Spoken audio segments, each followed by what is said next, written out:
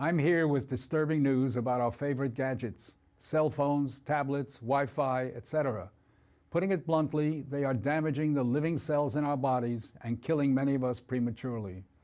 I'm Dr. Martin Blank from the Department of Physiology and Cellular Biophysics at Columbia University. It is distressing for me and more than 160 colleagues who today are petitioning the United Nations requesting that they address this problem. We are scientists and engineers, and I am here to tell you we have created something that is harming us, and it is getting out of control. Before Edison's light bulb, there was very little electromagnetic radiation in our environment.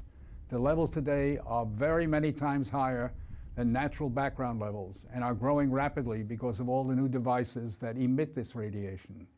An example that a lot of us have in our pockets right now is the cell phone. One study shows that as cell phone usage has spread widely, the incidence of fatal brain cancer in younger people has more than tripled.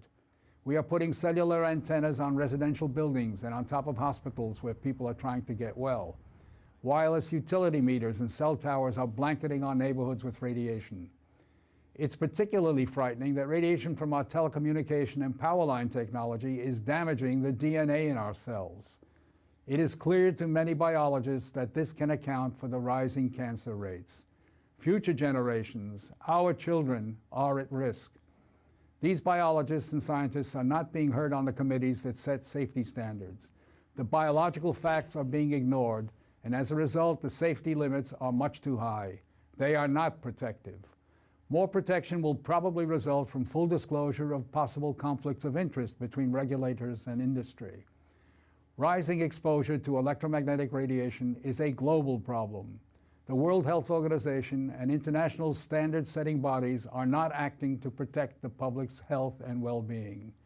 International exposure guidelines for electromagnetic fields must be strengthened to reflect the reality of their impact on our bodies and, in particular, on our DNA. Although we are still in the midst of a great technological transformation, the time to deal with the harmful biological and health effects is long overdue. We are really all part of a large biological experiment without our informed consent. To protect our children, ourselves, and our ecosystem, we must reduce exposure by establishing more protective guidelines. And so today, scientists from around the world are submitting an appeal to the United Nations, its member states, and the World Health Organization to provide leadership in dealing with this emerging public health crisis.